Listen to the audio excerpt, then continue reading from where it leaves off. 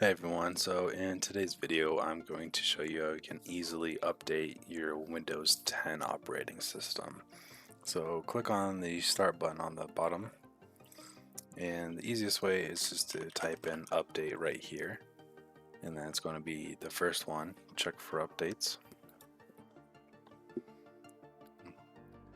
And then so you may or may not see this.